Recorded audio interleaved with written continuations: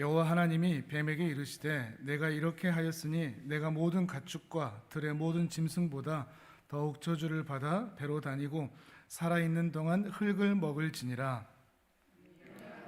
여자와 원수가 되게 하고 내 후손도 여자의 후손과 원수가 되게 하리니 여자의 후손은 내 머리를 상하게 할 것이요 너는 그의 발꿈치를 상하게 할 것이니라 하시고, 또 여자에게 이르시되 내가 내게 임신하는 고통을 크게 더하리니 내가 수고하고 자식을 낳을 것이며 너는 남편을 원하고 남편은 너를 다스릴 것이니라 하시고, 이르시되 내가 내 하나님의 말을 듣고 내가 내게 먹지 말라 한 나무의 열매를 먹었은즉 땅은 너로 말미암아 저주를 받고 너는 내 평생에 수고하여야 그 소산을 먹으리라. 땅이 내게 가시덤불과 엉겅퀴를 낼 것이라. 내가 먹을 것은 밭의 채소인즉 내가 흙으로 돌아갈 때까지 얼굴에 땀을 흘려야 먹을 것을 먹으리니 내가 그것에서 취함을 입었음이라. 너는 흙이니 흙으로 돌아갈 것이니라 하시니라. 아멘. 세상에는 아무리 사람들이 모여서 합의를 하고 결정을 했다고 할지라도 절대 변경할 수 없는, 바꿀 수 없는 절대적인 기준들과 질서들이 있습니다. 물은 높은 곳에서 아래로 흐르고, 해가 뜨고 해가 지고 하는 일들, 빛이 어둠을 몰아내고 진실이 거짓을 이기고, 사람은 남자와 여자로 태어나고 사람은 또한 태어나면 죽을 수밖에 없는 것, 이것은 하나님께서 세우신 결정입니다. 하나님과 상관없이 일어나는 일들이 아니라 하나님께서 자연과 또 사람의 양심에 새겨 놓으시는 것들입니다. 이것을 발견하는 사람들은 하나님만이 모든 선과 악의 기준이요 절대적인 근원자요 본질이요 라고 하는 것을 인정하고 그 하나님의 모든 것들에 대하여 순복하는 자세로 나아갑니다. 그런데 지난 시간 말씀을 드렸듯이 죄라고 하는 것은 이런 하나님의 선하심과 선과 악의 기준에 대하여 인정하지 않고 받아들이지 않고 자기가 옳다고 생각하는 것들을 판단하고 선택하여 결정하는 것, 이것이 죄라는 말씀을 드렸습니다. 우리는 흔히 죄라고 하면 실제로 아담과 하와가 그랬죠. 이들이 모든 피조물들을 규합해서 쿠데타를 일으켰거나 전쟁을 일으켰거나 하지 않았습니다. 윤리적으로 도덕적으로 어떤 악한 행위를 한 것도 아닙니다. 그들은 그런 일들을 하지 않았습니다. 그들은 그저 하나님께서 하신 말씀과 사단이 유혹한 말 중에 자기가 판단을 했습니다. 내가 옳다고 생각하는 것을 판단하여 행하는 것, 이것을 죄라고 한다는 것에 우리는 놀라지 않을 수가 없는 것입니다. 왜냐하면 우리도 지금 그렇게 살아가고 있기 때문이죠. 죄라고 하는 것은 하나님의 말씀과 하나님의 그 선과 악의 기준에 대하여 인정하고 그것에 대하여 부복하며 순복하는 것이어야 하는데, 죄는 하나님의 선하심과 그 인자하심을 인정하지 않고 자기 생각과 자기 옳음과 자기 마음대로 자기 하고 싶은 대로 선택하는 것이라는 것입니다. 그것의 결과로 죽음이 찾아온다고 했습니다. 그런데 하나님께서는 너무나 선하신 분이셔서 곧장 죽음을 주지 않으셨습니다. 차라리 곧장 죽는다고 하면, 죄 한번 지으면 곧장 죽는다고 하면 살아있는 사람들은 정신 차리고 죄 짓지 않기 위해 살 것입니다. 그러나 하나님께서는 기회를 주시기 때문에 곧장 죽이지 않으셨습니다. 다만 죽음의 전조 증상들을 허락하셨습니다. 두려워하고 부끄러워하고 수치스러워하고 헐벗고 목마르고 주리고 모멸감을 느끼고 썩어지는 것 같고 분리되는 것 같은 그러한 죽음의 전조 증상들을 통해서 우리는 죄를 발견하고 돌이켜야 하는 것입니다. 그러나 수많은 사람들은 그런 죽음의 전조 증상들을 경험하면서도 불구하고 하나님께 돌이키지 않습니다. 하나님이 곧장 죽이지 않으시는 것을 보니 하나님이 없나 보다, 하나님의 결정이 옳지 않나 보다 라고 생각하면서 여전히 자기 생각대로 사는 것이죠. 근데 문제는 뭔가 하면 자기가 자기 옳은 심령에 자기가 옳다고 판단하는 대로 산다는 것을 자기가 모르는 것에 있습니다. 그것을 대표하는 우리가 자주 쓰는 인간의 용어가 있습니다. 내 생각에는 말이야 라는 말입니다. 우리는 우리가 알지 못하는 사이에 우리 가정에서든 부모의 말씀이든 또는 직장이나 일터나 교회나 어떤 리더의 말이든 그 말이 흘러 들어오면 나에게 들리면 그 말에 대해서 곧이곧대로 받고 인정하는 것이 아니라 이건 좀 아닌 것 같은데 내 생각에는 말이야 라는 말이 우린 자연스럽게 나타납니다. 누가 어떻게 말을 해도 난 이게 더 좋은 것 같아 라고 하는 그런 자연스러운 반응들이 우리에게 나타나고 있다는 말입니다. 사실 이것이 우리가 지금 죄 가운데 있다는 것을 확인하는 방법이기도 합니다. 사람은 순종하지 않으려고 합니다. 자기 뜻과 자기 원하는 대로 행하고자 하는 마음이 다 있다는 것입니다. 이것을 돌이키지 않으면 결코 하나님 나라에 합당할 수가 없다는 것이죠. 예를 들면 방언이라는 게 우리 있지 않습니까? 분명히 성경에서는 방언이라는 것을 개인의 유익을 위해서 하라고 그랬지 공동체가 같이 있을 때 하라고 하지 않으셨습니다. 고린도전서 말씀 보면 분명하게 자기 혼자 있을 때 방언을 하라고 했습니다. 그런데 기도하다 보면 뜨거워지거든요. 그러면 그런 말들이 나옵니다. 방언도 터져 나오기도 하죠. 그렇게 방언하는 사람들의 말을 들어보면 아니 너무 뜨거워져서 말이야. 그래서 방언이 터져 나왔지 뭐야. 이게 앞에 하나님께서 하신 말씀은 그냥 금방 삭제해버리고 자기가 원하는 감정에 따라서 그것을 합리화시키는 것이죠. 교회에서만 아니라 우리 일상에서 이런 모습들이 굉장히 많이 있다는 것을 확인하셔야 됩니다. 그리고 내가 죄 가운데 있다는 것을 여러분의 이번 한 주간도 한번 살펴보십시오. 가정에서나 또는 일터에서나 또는 교회에서나 리더 또 나라와 민족 안에서도 그런 리더의 말이나 또는 법규나 규칙이나에 대해서 여러분 순종하는 마음을 갖는지 아니면 내 생각에는 말이야 이건 틀린 것 같은데 이건 옳은 것 같은데 라는 반응이 먼저 나오는가 하는 것이죠. 그것이 옳다 그르다 그 명령과 규칙들이 옳다 그르다는 나중이고 우리의 반응이 먼저 어떻게 나타나는가 하는 것을 보라는 것입니다. 그리고 정말 부드러운 마음이라면 그리고 시간이 지날수록 하나님의 은혜 가운데 있다면 그런 일들에 대해서 자연스럽게 순복하는 일들이 더 많이 나타난다는 것을 여러분은 아마 확인하게 되실 것입니다. 그러나 이것을 돌이키지 않는다면 큰 재앙과 심판 가운데 있을 수밖에 없다는 것이죠.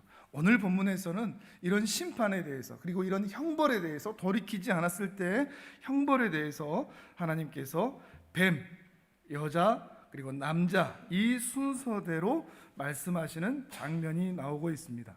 근데 주의할 것은 오늘 본문에서 그 당시에 있었던 뱀, 여자, 남자 그들에게만 선고하신 게 아니라 그 종족이나 후손에게까지 연결되는 형벌이라는 것을 함께 보게 된다는 것입니다. 같이 한번 보실까요? 먼저 뱀에 대한 선고를 같이 보도록 하겠습니다. 14절과 15절을 우리 성경을 보면서 같이 읽어보도록 하겠습니다. 14절 15절 시작.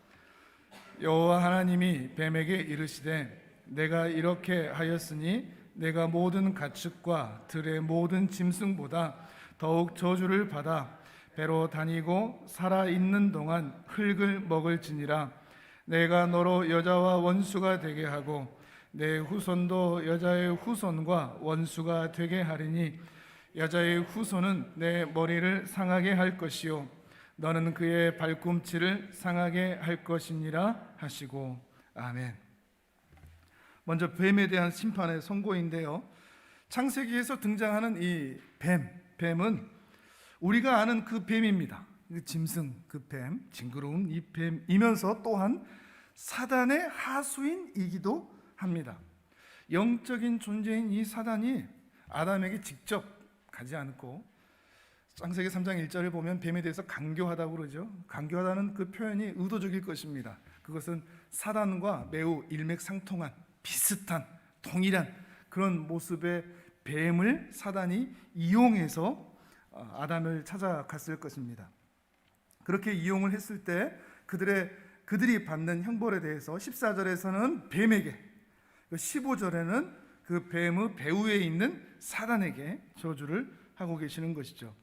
중요하게 봐야 할 것은 이 15절일 것인데 15절에 말하는 것처럼 뱀은 계속해서 여자와 적대적으로 싸울 것이다, 이런 말씀을 하고 있습니다.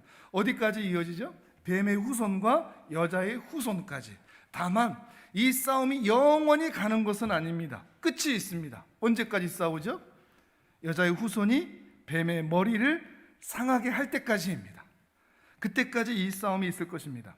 여기서 뱀의 머리라는 것은 우리 신체로서 이 머리를 말하는 것이 아니라, 이 머리라는 단어가 꼭대기, 우두머리, 처음, 시작 이런 표현도 같이 가지고 있는데, 뱀의 우두머리, 뱀의 꼭대기, 그러니까 사단을 가리키는 것입니다. 뱀의 머리를 상하게 한다, 이 말은 사단을 여자의 후손이 깨뜨릴 것이다, 이런 의미가 같이 들어가 있다는 것입니다. 다만 여기에서 이 여자의 후손이 누군가에 대해서는 침묵을 하고 있습니다. 여자의 후손이 누군가에 대한 설명이 여기에는 없다는 것입니다. 아마도 이 아담도 여자의 후손, 이 여자는 아는데 후손이 어떻게 나오고 생기는지를 아직 경험해 본 적이 없거든요. 아담에게는 후손이 어떤 개념인지를 알 수가 없습니다. 아담도 모르고 또 이 창세기를 기록하고 있는 모세조차도 여자의 후손이 누구인지를 알지를 못한다는 것입니다. 여자의 후손이 어떤 존재인지. 다만 이 여자의 후손을 모세도 기다리고 있다는 거죠. 모세도 말이죠. 그러면서 이 여자의 후손에 대한 이야기를 하고 있는 것이며, 이 여자의 후손이 장차 언젠가 뱀의 머리 곧 사단을 깨트릴 그때가 올 것을 모세도 기다리고 있는 것입니다. 다만 이제 우리는 성경을 통해서, 전체 성경의 창세기부터 요한계시록까지의 말씀을 통해서 이 여자의 후손이 누구를 가리키는지를 우리는 알고 있습니다. 누구를 가리키죠? 예수 그리스도, 예수님을 가리키는 것이죠. 그러니 이 예수님이 오셔서 뱀의 머리를 상하게 할 그때까지 계속해서 뱀의 후손과 여자의 후손 간의 싸움이 있을 것에 대해서 말하고 있는 것입니다. 그러니까 눈으로 보이는 구약의 역사들, 구약의 사건들, 문제들, 갈등들, 그 문제들 이면 안에는 여자의 후손과 뱀의 후손의 싸움이 지속되고 있다는 것이죠. 다만 우리는 그것들을 잘 발견하기가 쉽지 않은 것이죠. 예를 들면 모세가 태어날 쯤에 바로가 영유아 살해 명령을 내리지 않습니까? 그럴 때 이스라엘의 그런 유아들을 죽이려고 하는 그때 산파들을 통해서, 또는 그 모세의 부모를 통해서 한 아이를 살리게 되죠. 이것이 단순히 바로의 정책과 산파와 부모의 열심, 사랑, 이것만이 아니라 여자의 후손과 뱀의 후손의 싸움이 치열하게 진행되고 있다는 것을 우리는 확인하게 되는 것입니다. 그리고 그 싸움이 언제까지? 예수님께서 십자가에 못 박혀 죽으실 때까지 일어났죠. 심지어 12제자 중에 하나인 유다에게, 가룟 유다에게까지 사단이 들어가서 이 여자의 후손이 승리하지 못하도록 계속해서 방해했던 일을 사단은 해왔다는 것입니다. 그 말씀 그대로 말이죠. 그런데 놀라운 반전이 있는데, 이 아담이 뱀에게 한 이 말을 듣고서 분명히 하나님께서 뱀에게 형벌을 내리시고 저주를 내리시는 장면인데, 이 말을 듣고서 확 잡았습니다.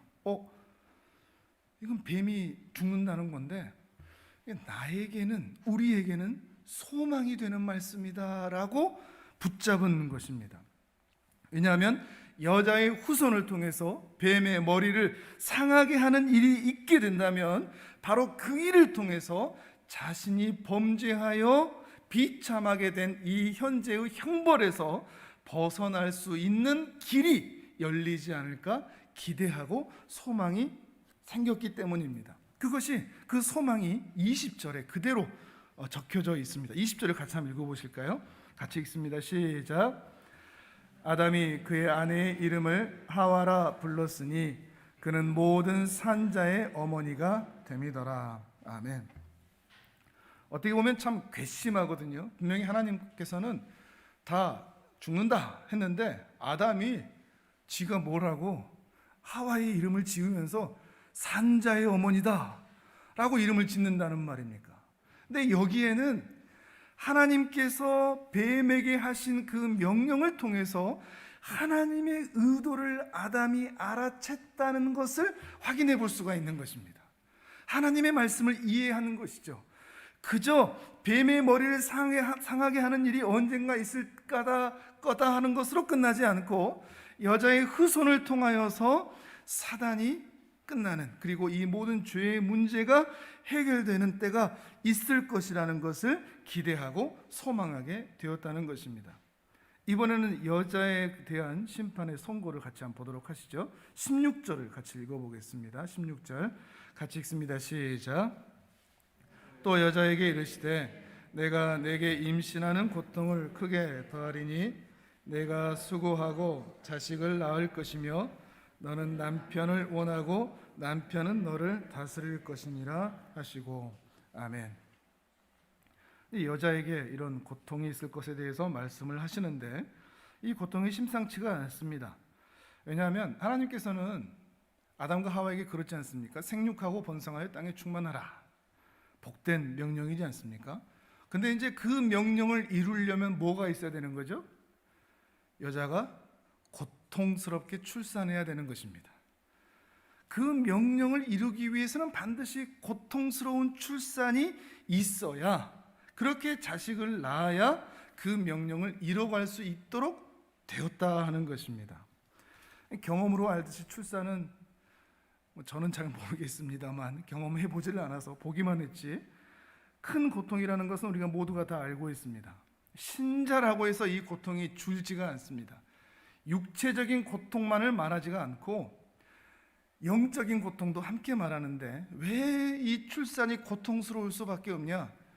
정말 소중한 새 생명을 잉태했는데 그 잉태하자마자 그 아이가 하나님 앞에서 어떻게 발견되는 거죠? 죄인으로 발견되는 거죠. 우리는 너무나 예쁜 아이를 출산하지만 우리는 죄인 하나를 더 나은 것에 불과하기 때문입니다. 그러니까 레위기 10장에서는 산모의 정결 의식을 할 수밖에 없는 것이죠. 근데 우리가 경험하여 알듯이 죄인 하나를 낳는 것도 고통스럽고 또 그 아이를 출산하는 것도 고통스럽지만 낳는 것도 힘들지만 키우는 건 더 힘들죠. 언약의 자손으로 키워내는 것은 가슴을 수천 번, 수만 번 쳐도 이루어지지 않는 것이기 때문에 우리는 이 고통이 너무나 크다는 것을 잘 알고 있습니다.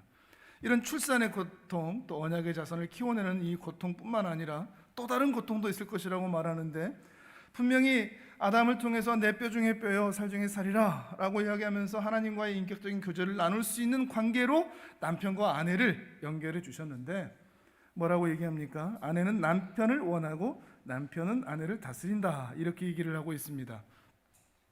여기서 이 원한다라는 이 말은 좋은 의미가 아닙니다. 갈망하고 욕망한다 이런 뜻인데, 조금 더 뒤로 넘어가면 이제 4장에 넘어가서 가인이 동생 이제 아벨을 죽이는 일이 있지 않습니까? 그러면서 하나님께서 가인에게 그런 말씀을 하시거든요. 죄가 너를 원하고 있다. 그 원함이 아내가 남편을 원함과 똑같습니다. 죄가 가인을 원하는 것, 죄가 가인을 원한다는 것은 가인의 집문 앞에, 대문 앞에 죄가 웅크리고 앉아서 가인이 나오기만 하면 집어삼키려고 그 굶주림 가운데 가인을 기다리고 있는 것이 원함입니다. 그렇게 죄가 가인을 원하는 거죠.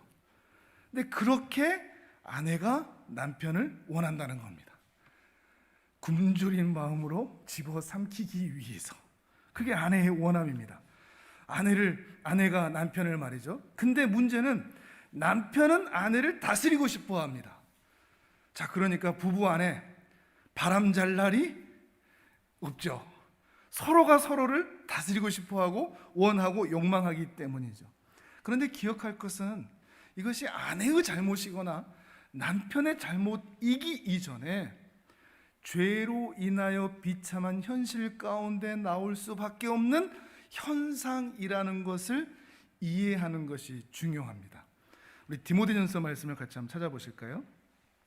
이거는 화면을 같이 보시죠. 디모데전서 2장 8절에서 15절까지 아내에 대한 이야기가 있는데, 여기가 또 아담과 하와의 이야기가 연결이 되어 있습니다. 그것을 한번 찾아보시길 바랍니다. 디모데전서 2장 8절에서 15절까지 저와 여러분이 또한 이것도 번갈아 가면서 읽도록 하겠습니다. 제가 먼저 8절 읽습니다. 그러므로 각처에서 남자들이 분노와 다툼이 없이 거룩한 손을 들어 기도하기를 원하노라. 또 이와 같이 여자들도 단정하게 옷을 입으며 소박함과 정절로서 자기를 단장하고 따은 머리와 금이나 진주나 값진 옷으로 하지 말고 오직 선행으로 하기를 원하노라. 이것이 하나님을 경외한다 하는 자들에게 마땅한 것이니라. 일체 순종함으로 조용히 배우라. 여자가 가르치는 것과 남자를 주관하는 것을 허락하지 아니하노니 오직 조용할지니라. 이는 아담이 먼저 지음을 받고 하와가 그 후며 아담이 속은 것이 아니고 여자가 속아 죄에 빠졌음이라. 그러나 여자들이 만일 정숙함으로써 믿음과 사랑과 거룩함에 거하면 그의 해산함으로 구원을 얻으리라. 아멘. 이 본문은 설교자들이 정말 다루기 싫어하는 본문입니다. 여자들에 대해서 너무 하다는 그런 것도 있고 또 여러 가지 이견도 많고 주장도 많아서 난제 구절에 속합니다. 남자와 여자를 어떻게 바라봐야 되느냐. 특히 이제 또 15절에 보면 그의 해산함으로 구원을 얻는다. 이거를 그냥 문자 그대로 보면 여자는 출산을 해야 구원받는다. 이렇게 볼 수도 있는 말이거든요. 출산을 못하면 구원 못 받는다. 또 심각해지죠. 이 본문을 해석하기가 참 쉽지가 않습니다.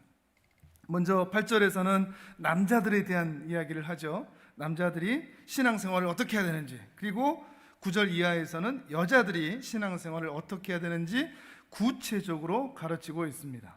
여자는 단정하게 옷을 입고 소박하고 정절로 단장하고 선행을 하고 순종함으로 조용히 배우라.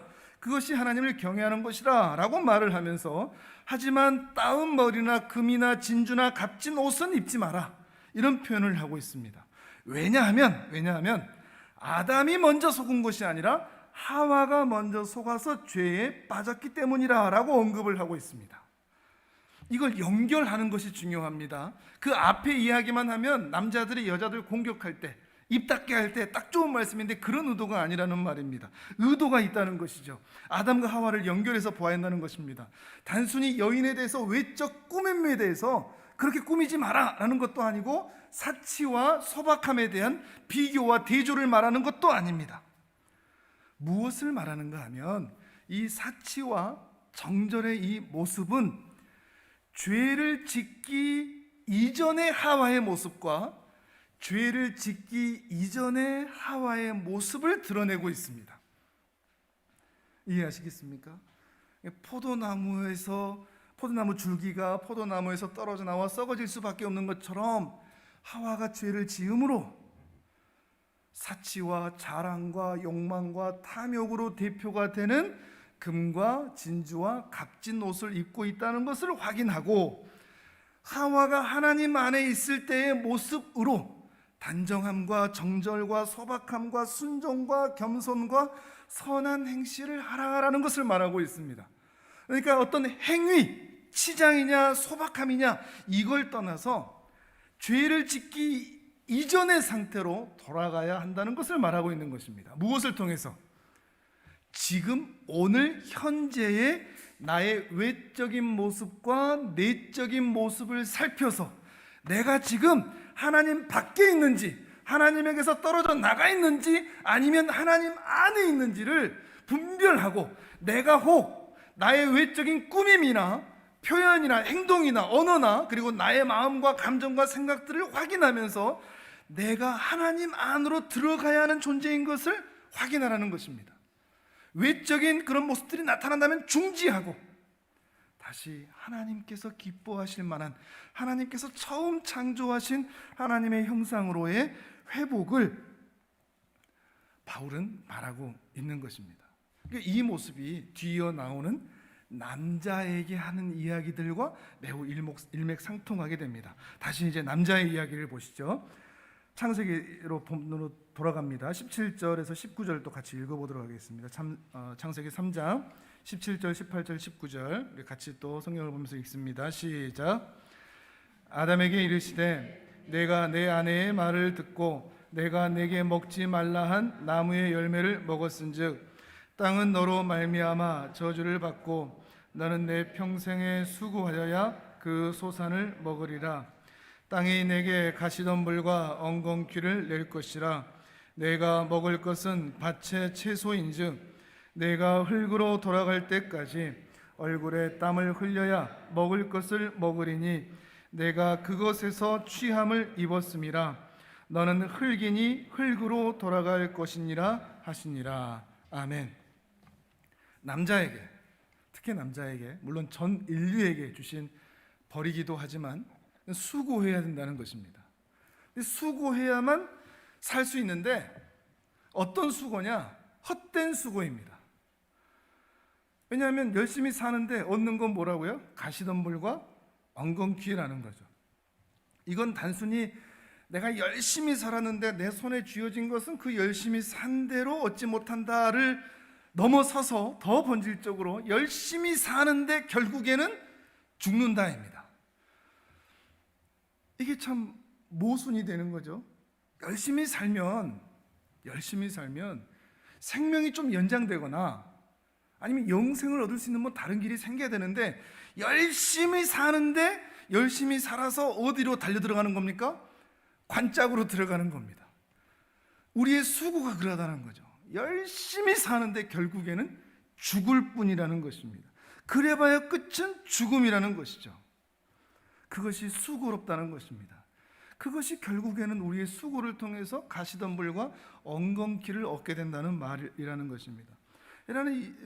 여자는 이렇게 출산과 또 출산의 고통과 또 욕망과 탐욕과 남자의 지배와 다스림을 통해서 전 인류 역사상 참 여자는 힘든 삶을 살아왔습니다. 근데 여자만 그러느냐? 남자도 그렇죠. 남자는 수고를 해야 됩니다. 근데 수고하는데 가시덤불과 엉겅퀴만 얻을 뿐입니다. 여자도 남자도 사람은 사는 것이 너무 힘듭니다. 고생이죠. 그래서 매일이 고단함입니다. 아침에 일어날 때 아이고 죽겠다. 저녁에 잘 때 아이고 죽겠다. 죽겠다로 하루를 시작하고 그렇게 평생을 살다가 죽는 것입니다. 우리가 사랑을 해서 결혼을 하는데도 부부는 참 많이 싸웁니다. 마음은 사랑하고 싶습니다. 영원히 행복하고 싶고 다투고 싶지도 않고 갈라서고 싶지도 않습니다. 그런데 싸울 일이 너무나 많습니다. 근데 그 이유는 남편에게 있지 않습니다. 그 이유는 아내에게 있지도 않습니다. 모든 이유는 우리 인생이 죄로 인하여 비참하여 졌기 때문이라는 것을 확인하는 것이 중요합니다. 이걸 이해하지 못하면 남편을 잡거든요. 아내를 잡거든요. 당신 때문이야 라고 말을 하거든요. 죄로 인하여 비참해진 현실, 우리가 살아가는 이 세상이 사는 것 자체가 고생이요 고단함이라는 것을 인정하고 그것을 확인하는 것이 중요하며 서로의 고단함 가운데 위로를 더해야지 우리는 당신 때문이야, 당신 때문에 내 모습이 이래라고, 그리고 또는 자녀든 또 가까운 사람들에게 우리는 그렇게 비난의 화살을 날리기도 한다는 것이죠. 지난주에 그 두 아들의 이야기를 말씀드렸지 않습니까? 이 둘째 아들이 그 넉넉한 소유만 있으면 아버지가 없어도 잘 살 것이라고 기대하고 나갔는데 허랑방탕하여 모든 것을 탕진했다고 했습니다. 분명히 둘째 아들은 허랑방탕한 그런 성품이나 습성이 있었을 수도 있습니다. 그러나 세상은 그렇게 허랑방탕하게 만드는 곳입니다. 여러분 그러지 않습니까? 우린 잘 살고 싶습니다. 그런데 자꾸만 TV를 켜든 뭐 광고를 보든 돈 쓰게 만듭니다. 돈이 그냥 자연스럽게 나갑니다. 그걸 언제 확인하느냐? 월급날 확인합니다. 월급날 돈이 들어오면 그 월급의 잔액이 며칠을 갑니까? 몇 시간을 갑니까? 우리는 한 달 내내 정말 열심히 일했습니다. 수고했습니다. 시간을 들이고 에너지를 들였는데, 근데 돌아보면 그게 수고일 뿐이지 내게 남는 게 없습니다. 일을 했는데, 수고를 했는데 보람도 없고 기쁨도 없고 그냥 다 누군가 뺏어가는 것 같은 그런 감정으로 우리가 살아간다는 것입니다. 이런 세상이 뺏어가는 이런 모습들뿐만 아니라 이 둘째 아들이 경험했던 또 하나의 감정이 있죠. 그건 외로움입니다. 돼지 쥐염 열매라도 그거 먹었으면 했는데 그거조차 주는 사람이 없습니다. 정말 이 세상이 그런 것 같지 않습니까? 내 마음을 알아주는 사람, 세상에 한 사람도 없는 것 같습니다. 내 마음을 알아주는, 그래서 나를 위로해주는 사람이 여러분 곁에 있습니까? 있어봐야 한 명 또는 두 명 이 정도일걸요. 여러분을 알아주는 사람이 없습니다. 그런데 문제는 뭔가 하면 다들 그 마음 갖고 산다는 겁니다. 전부 다 나를 위로해줄 사람 어디 없나, 이런 마음으로 다들 살아간다는 거죠. 그러니까 다 위로받고 싶은 것입니다. 나를 도와주는 사람, 나와 함께 해주는 사람, 나를 행복해 주는 사람을 모두가 다 찾고 있습니다. 이 사람이 그렇게 해줄 수 있으나 보는데 그 사람도 만나면 말도만 내가 더 힘들어, 나를 좀 도와줘, 이런 말만 들을 뿐이라는 것이죠. 그러니 서로가 다 힘들 수밖에 없는 것입니다. 남편이 있는데도 외롭고 아내가 있는데도 외로운 이유가 바로 거기에 있습니다. 내가 교회를 다니고 성도의 교제를 하고 있는데도 외롭고 나 혼자인 것 같은 느낌이 드는 것도 바로 거기에 있다는 것입니다. 뭐가 문제죠? 남편이 문제가 아닙니다. 아내가 문제가 있는 것도 아니고요. 부모에게 문제가 있는 것도 아닙니다. 자식들에게 문제가 있는 것도 아니고요. 좋은 대학을 못 간 것이 문제가 있는 것도 아니고 좋은 직장 못 들어간 것에 문제가 있는 것도 아닙니다. 이 집으로 이사를 와서 문제가 있는 것도 아니고 이 교회를 다녀서도 문제가 있는 것이 아닙니다. 여기 살아서 문제가 있는 것도 결코 아닙니다. 우리의 인생이 죄 많은 비참한 현실 가운데 있기 때문입니다. 삶 자체가 고단하기 때문에 우리는 힘든 삶을 살아갈 수밖에 없습니다. 내가 그토록 바라는 모든 소망과 소원과 그것들이 다 채워진다고 할지라도 우리는 욕망과 탐욕이 그치지 않을 것이며 세상은 우리의 것을 기어코 빼앗아가고 말 것이며 우리는 끝까지 외로움 때문에 못 견디는 밤을 지낼 수밖에 없다는 것입니다. 우리 모두가 다 비참합니다. 우리 모든 사람이 다 외롭고 괴롭습니다. 그런 곳에서 우리 서로에게 탓하지 않았으면 좋겠습니다. 당신 때문이라고, 너 때문이라고, 심지어 조상 탓까지 갈기도 하죠. 그러지 않았으면 좋겠습니다. 그것은 싸움밖에 일어나지 않습니다. 싸움만 일어날 수밖에 없습니다. 어떻게 하면 이 헛된 인생, 이 고생, 이 수고, 가시는 불과 엉겅퀴에서 좀 뚫고 나와 해방을 얻을 수 있을까요? 오늘 본문에서 그걸 말해주고 있습니다. 여자의 후손이랍니다. 여자의 후손이 희망이라고 아담이 발견했고 우리 하나님께서 말씀하고 계시는 것입니다. 여자의 후손을 통해서 뱀의 머리가 끝장나기만 한다면 인류에게 주어진 고단함의 고생이 멈추어진다, 이것입니다. 어떻게 되는지 한번 볼까요? 요한계시록 말씀을 같이 한번 보시죠. 이것도 화면을 같이 한번 보겠습니다. 요한계시록 12장 7절에서 9절 같이 읽겠습니다. 시작. 하늘에 전쟁이 있으니 미가엘과 그의 사자들이 영과 더불어 싸울세 영과 그의 사자들도 싸우나 이기지 못하여 다시 하늘에서 그들이 있을 곳을 얻지 못한지라. 큰 용이 내쫓기니 옛뱀 곧 마귀라고도 하고 사단이라고도 하며 온 천하를 꿰는 자라. 그가 땅으로 내쫓기니 그의 사자들도 그와 함께 내쫓기니라. 아멘. 하늘에 전쟁이 있었다, 7절에서 그러죠. 여자의 후손과 뱀의 후손의 그런 싸움처럼 눈으로 보이는 싸움이 있고 또한 그 싸움 이면에 눈으로 우리 인간이 볼 수가 없는, 사람이 결코 알 수 없는 전쟁이 있는데 여기에서 말하는 하늘에 있었던 전쟁이 바로 그러합니다. 우리 인간이 알 수가 없는 전쟁입니다. 그런데 이 요한계시록을 연구하는 수많은 학자들의 대부분이, 많은 분들이 이 하늘에 있었던 이 전쟁이 언제 있었던 전쟁이라고 말하는가 하면 예수님께서 십자가에 달려 죽으시고 부활하신 바로 그 사건 때 있었던 하늘의 전쟁이라고 표현을 하고 있습니다. 예수님의 십자가와 부활 가운데 있었던 하늘의 전쟁이라는 거죠. 어떤 전쟁이죠? 하늘의 천사들하고 누가 싸웁니까? 큰 용, 옛뱀이라고 그러죠. 바로 우리가 보고 있는 창세기 3장에 나타나는 그 뱀입니다. 그러면서 분명히 선언합니다. 그가 바로 마귀고 사단이다 그러죠. 그런데 놀라운 결과들이 있습니다.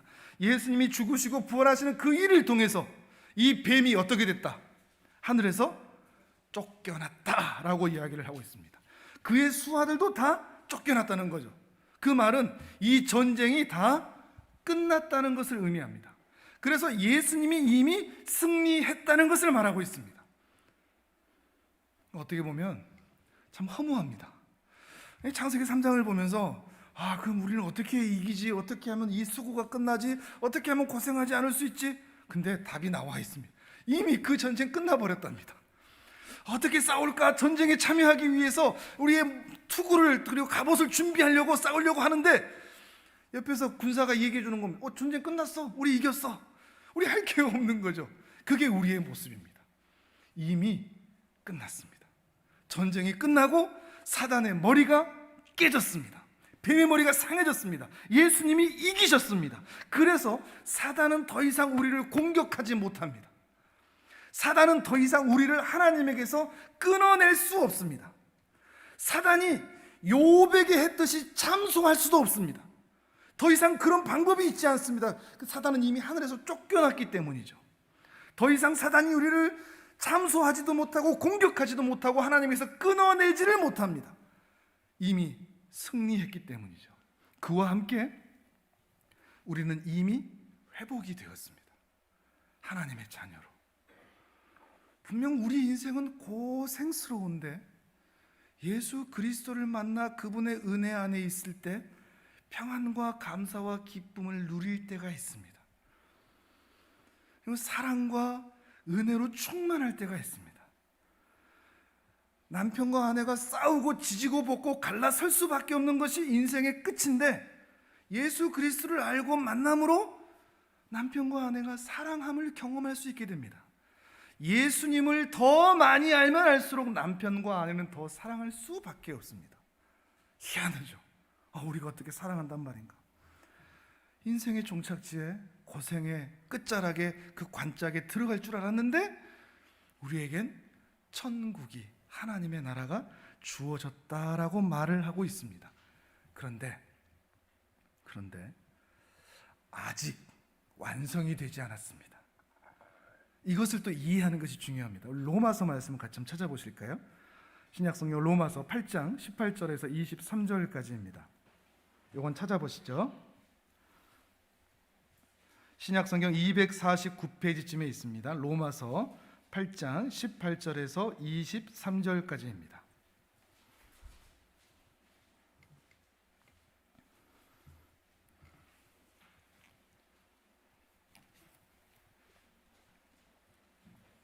로마서 8장 18절에서 23절 우리 같이 읽도록 하겠습니다. 시작. 생각하건대 현재의 고난은 장차 우리에게 나타날 영광과 비교할 수 없도다. 피조물이 고대하는 바는 하나님의 아들들이 나타나는 것이니 피조물이 허무한데 굴복하는 것은 자기 뜻이 아니요 오직 굴복하게 하시는 이로 말미암음이라. 그 바라는 것은 피조물도 썩어짐의 종노릇한 데서 해방되어 하나님의 자녀들의 영광의 자유에 이르는 것이니라. 피조물이 다 이제까지 함께 탄식하며 함께 고통을 겪고 있는 것을 우리가 아느니라. 그뿐 아니라 또한 우리 곧 성령의 처음 익은 열매를 받은 우리까지도 속으로 탄식하여 양자 될 것 곧 우리 몸의 속량을 기다리느니라. 아멘. 이 말씀은 지금 어떤 의미인가 하면 23절에서 얘기하는 것처럼 우리는 성령의 처음 익은 열매 곧 부활의 열매를 받았습니다. 그래서 구원함의 은혜를 이미 우리가 받았습니다. 그러면 끝나야 되는데 부활의 은혜를 경험하였으나 속으로는 여전히 탄식하고 있다고 말합니다. 그래서 우리 몸의 속량을 기다리고 있다는 것이죠. 22절에서 얘기하는 것처럼 피조물들도 함께 탄식하며 함께 고통을 겪고 있다는 것을 말하고 있습니다. 무슨 말인가 하면 우리는 구원함을 받아서 하나님의 자녀가 되었습니다. 신분이 회복되었습니다. 그래서 복된 은혜를 경험할 수 있게 되었습니다. 그러나 다 회복된 것은 아닙니다. 피조물까지도 완전히 회복되어서 고생이 그쳐지거나 고통이 멈추거나 탄식할 일이 없는 데까지 가지는 못했다는 것을 말하고 있습니다. 이것은 나중에 우리 예수님께서 사람으로 더 이상 오지 않고 심판주로, 재림주로 오셔서 신천, 신지, 새하늘과 새 땅을 완전히 만드시고 우리를 그 안으로 불러들이실 때 이 고통과 이 탄식이 끝나게 될 것이죠. 그러나 그때까지는 신분으로는 구원을 받았으나, 그런 회복이 되었으나 환경과 상황으로는 아직 회복되지 않은 상태에서 우리가 살아야 한다는 것입니다. 이미 하나님의 나라는 시작되었으나 아직 하나님의 나라는 완성되지 않았기 때문이죠. 그래서 우리가 삶이 헷갈릴 때가 바로 이런 때입니다. 분명히 나는 구원받았는데 마음속에 나 지옥 가면 어떡하지? 라는 불안감이 들 때가 있습니다. 분명히 하나님의 은혜로 내 안에 사랑이 가득하고 은혜가 충만할 때가 있는데 여전히 불안과 두려움과 숨고 싶음과 부끄러움과 목마름과 주림이 내 심령을 괴롭게 할 때가 있습니다. 감사로 충만할 때가 있는가 하면 부족과 결핍으로 시기와 질투가 내 가슴이 채워질 때가 있습니다. 그러니까 우리가 헷갈리는 겁니다. 나 구원받은 거 맞아? 나 하나님의 자녀가 된 것이 맞아? 바로 그 차이에서 오는 것입니다. 이것을 이해하는 것이 중요합니다. 이미 구원을 받았으나 아직 구원을 받지 않아 우리에게 나타나는 여러 현상들이 있다는 것을 말이죠. 우리 삶에서 이것을 이미 이해하고 있지 않습니까? 우리의 죄악된 본성은 비참합니다. 탐욕을 쫓아가고 정욕대로 삽니다. 그런데 구원받은 이후에 우리의 심령에 놀라운 변화들과 은혜들이 입혀지는데 하나님의 은혜와 사랑들입니다. 그것이 우리에게 후천적으로 입혀지는 겁니다. 자, 본성은 죄인입니다. 근데 그것이 뿌리째 뽑히지 않았습니다. 그런데 예수 그리스도를 알고 난 이후에 우리에게 후천적으로 입혀지는 사랑과 은혜와 그 복된 열매들이 있습니다. 그런데 사람들이 그러지 않습니까? 긴급한 일이 생길 때, 누군가 옆에서 훅 찔러서 분노가 일어날 때 후천적인 습관이 나타납니까? 본성이 드러납니까? 대부분 본성이 드러나는 것이죠. 그것 때문에 우리가 헷갈리는 것이죠. 그런데 사도 바울이 그런 상황에 놓여 있는 우리에게 이런 말을 던져주고 있습니다. 갈라디아서 말씀을 찾아보시죠. 갈라디아서 5장 16절 이하의 말씀입니다. 뒤로 조금 더 넘기셔서 신약 307페이지쯤에 있습니다. 이런 갈등과 이런 헷갈림 속에 살아가는 신자들에게 이렇게 도전을 하고 있습니다. 갈라디아서 5장 16절에서 26절까지 차분히 읽어보도록 하겠습니다.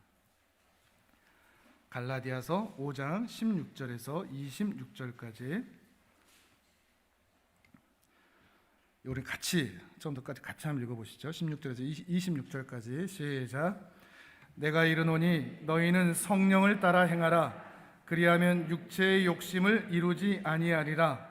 육체의 소욕은 성령을 거스리고 성령은 육체를 거스르나니 이 둘이 서로 대적하므로 너희가 원하는 것을 하지 못하게 하려 함이니라.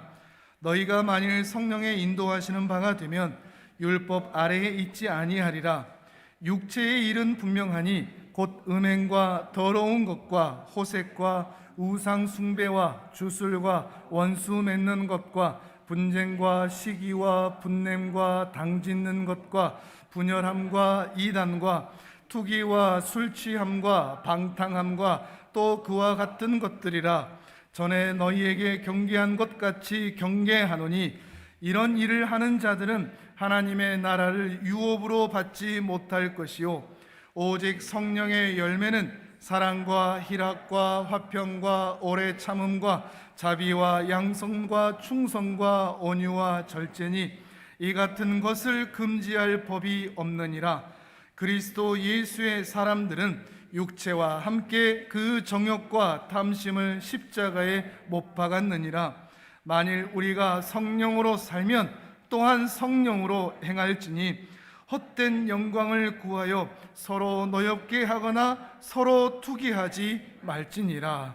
아멘. 우리가 좀 전에 읽었었던 디모데전서 2장의 말씀과 혹시 연결이 되실까요? 금과 진주와 값진 옷이 발견되거든 소박과 단정함과 절제와 순종함으로 나아가라 했던 것처럼 너희 삶에 우상 숭배와 주술과 원수 맺고 분쟁, 시기, 분냄, 당짓고 분열, 이단, 투기, 술 취함, 방탕이 드러나거든 그 자리로 가지 말고 그것을 쫓아가지 말고 그 본성 따라가지 말고 성령의 열매들을 쫓아가라. 너희는 무엇을 선택할 것이냐라고 말하고 있는 것입니다. 성령을 쫓아갈 것이냐 아니면 내 본성대로 나 하고 싶은 대로 하나님이 뭐라고 말씀하시더런 내가 하고 싶은 대로 내가 결정한 대로 내가 생각한 대로 내 마음대로 난 살 테야 이렇게 할 것이냐 하나님을 기쁘게 할 것이냐 나를 기쁘게 할 것이냐 이 도전을 주고 있는 것입니다. 분명한 것은 하나님을 선택하여 따라가면 고생도 그치고 고단함도 그칠 것이지만 너의 본성대로 육체대로 따라가면 그 고생의 끝, 그 죽음 앞에 놓여 있을 수밖에 없다는 것을 말하고 있는 것입니다. 예수 그리스도 안에서 우리가 발견해야 할 부분이 바로 이 부분입니다. 이거 제가 목회하면서 또 사역을 하면서 가장 중요하게 보는 부분도 이 부분입니다. 그저 반찬 하나 주는 것이 목적이 아닙니다. 종교가 기독교로 바뀌는 것도 목적이 아닙니다. 예배 드리는 것 그것도 목적이 아닙니다. 술, 담배 끊는 것 그것도 목적 아닙니다.